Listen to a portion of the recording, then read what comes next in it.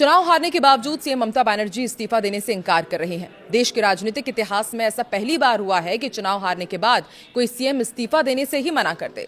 भाजपा कह रही है कि संवैधानिक प्रक्रिया में विश्वास करने वाला कोई भी व्यक्ति ऐसी बात नहीं कर सकता।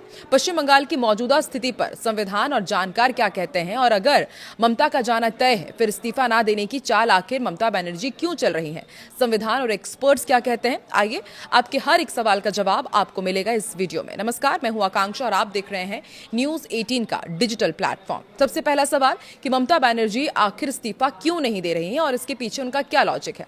दरअसल ममता बनर्जी ने मंगलवार को कोलकाता में प्रेस कॉन्फ्रेंस की और कहा कि मैं इस्तीफा नहीं दूंगी, मैं हारी नहीं हूं, मेरे इस्तीफा देने का सवाल ही नहीं उठता, इसलिए राजभवन नहीं जाऊंगी। वो ऑफिशियली हमें हरा सकते हैं, लेकिन नैतिक रूप से हम ही चुनाव जीते हैं। चुनाव से 2 दिन पहले हमारे लोगों को गिरफ्तार किया गया, जगह जगह छापे मारे गए, आईपीएस आईएएस अधिकारियों का तबादला किया गया, प्रधानमंत्री और गृहमंत्री इसमें सीधे तौर पर शामिल हैं। मैंने राजीव गांधी, मनमोहन सिंह, वाजपेयी सहित कई सरकारें देखी, लेकिन ऐसा अत्याचार कभी नहीं देखा। अत्याचार की कोई सीमा नहीं रही, यहाँ लोगों को प्रताड़ित किया गया। पहले राउंड की काउंटिंग के बाद ही वो कहने लगे कि भाजपा 195 से 200 सीटें जीत रही है। अंतिम नतीजों का इंतजार ही नहीं किया गया। बीजेपी वालों ने पोलिंग स्टेशन के अंदर घुसकर लोगों को और काउंटिंग एजेंट्स को पीटना शुरू कर दिया। हम चुनाव आयोग के खिलाफ कदम उठाएंगे, क्या करेंगे ये अभी नहीं बताएंगे। दूसरी बात, हमने फैसला किया है कि 5 सांसदों समेत 10 लोगों की एक फैक्ट फाइंडिंग कमेटी बनेगी और फिर आगे वो चर्चा करेगी। ममता ने मंगलवार को प्रेस कॉन्फ्रेंस के दौरान भाजपा और चुनाव आयोग पर साजिश के आरोप लगाए।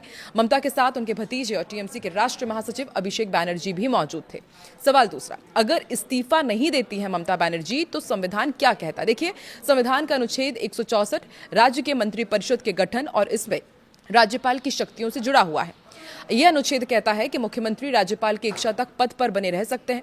अगर मौजूदा मुख्यमंत्री इस्तीफा नहीं देते तो राज्यपाल अपने अधिकार का इस्तेमाल करते हुए उनकी सरकार को बर्खास्त कर सकते हैं।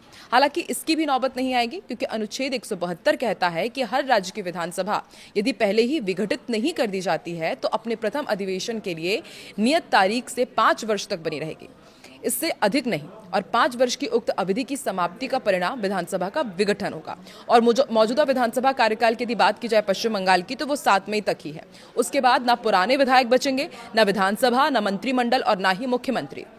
तीसरा सवाल, इस स्थिति पर एक्सपर्ट्स क्या कहते हैं। देखिए, संविधान के जानकार बताते हैं कि राज्य में सरकार के 4 स्ट्रक्चर होते हैं: विधायक, विधानसभा, मंत्रिमंडल और मुख्यमंत्री। उनका संवैधानिक मुखिया राज्यपाल होता है। पश्चिम बंगाल में 7 मई के बाद विधानसभा का कार्यकाल खत्म हो जाएगा और नए विधायकों को सर्टिफिकेट मिल जाएंगे। इसके बाद ना पुरानी विधानसभा रहेगी, ना पुराना मंत्रिमंडल रहेगा। चुनाव आयोग ने संविधान के प्रावधानों और representation of the people act के सेक्शन 15 के अनुसार नोटिफिकेशन जारी करके नई विधानसभा के विधायकों का चुनाव करा लिया है। तो जो पुरानी विधानसभा है वो अस्तित्व में रही ही नहीं जाएगी। ऐसे में ममता बनर्जी को मुख्यमंत्री बने रहने का कोई भी अधिकार नहीं रहेगा। अगर कानूनी भाषा में देखें तो ये नॉनेस्ट होगा, उनका कानूनी अस्तित्व ही नहीं रहेगा। लोकतांत्रिक परंपरा के अनुसार नए मुख्यमंत्री के शपथ ग्रहण तक पुराने मुख्यमंत्री कार्यवाहक बने रहते हैं। यदि वो राज्यपाल को त्यागपत्र देने से इंकार करती हैं तो भी नए मुख्यमंत्री का शपथ ग्रहण कराया जा सकता है और नई विधानसभा का गठन किया जा सकता है।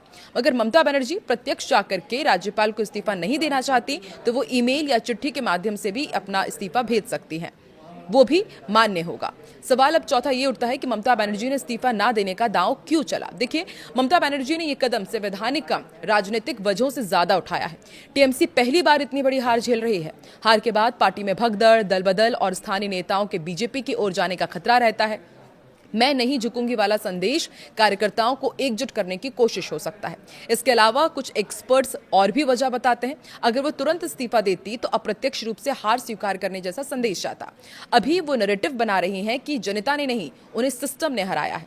इससे भविष्य की कानूनी और राजनीतिक लड़ाई का आधार तैयार हो जाता है उनके लिए।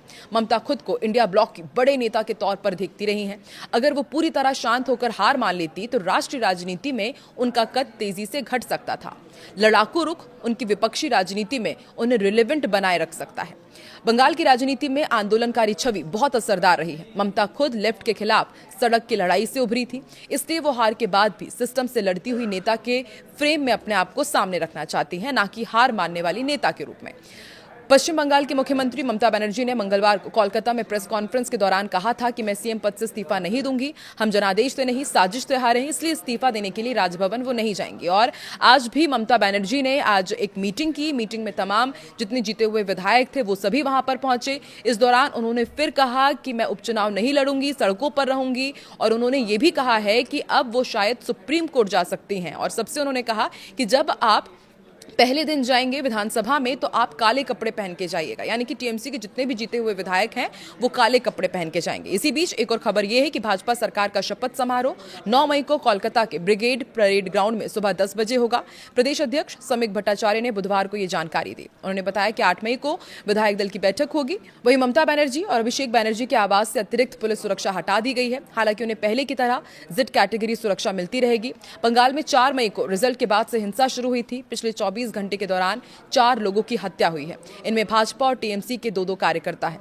कोलकाता की न्यू मार्केट में मंगलवार रात भीड़ ने टीएमसी के पार्टी ऑफिस को बुलडोजर से गिरा दिया था। उपद्रवियों ने आसपास की दुकानों को भी नुकसान पहुंचाया है। वहीं नॉर्थ 24 परगना जिले के संदेश खाली स्थित बामनघेरी इलाके में मंगलवार रात गश्त कर रही पुलिस और केंद्रीय बलों पर भी हमला हुआ है।